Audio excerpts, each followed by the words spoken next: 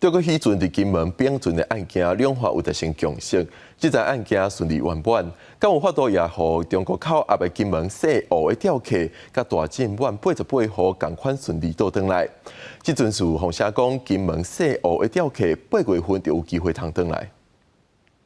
金门并存的案件发生到达超过5个月，两方协商总算达成共识。这嘛，互了后发生的金门西湖钓鱼仔的民众，还有偏乌石的渔船仔大进湾88号这两案，可能有机会会当解决。那也立委当局顶讲，按算8月会加速，把这个西湖钓鱼仔的民众带回来。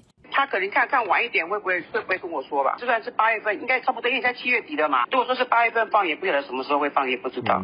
那偏乌渔船仔大进湾88号。偏乌两岸交流协会理事长陈湘全表示，稍来应该用话讨论大进湾88号案，目前都等通知，刘委会希望这个案件拢会当赶紧解决。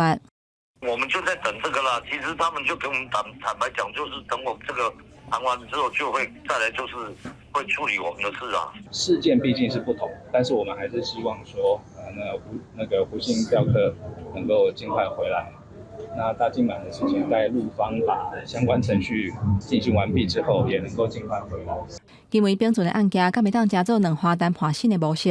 有学者分析，这个协商无过有关到政治的层面，是回归到实务上来解决问题。双方拢提出善意，不过敢会当加做谈判新的模式，也要观察。实事求是。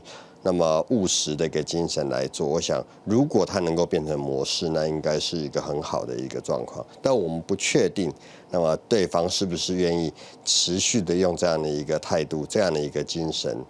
学者认为讲两岸交流百面会出现问题，不过公权力适度的介入才会当来解决。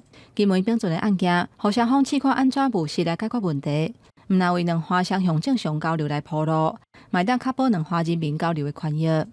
记者综合报道。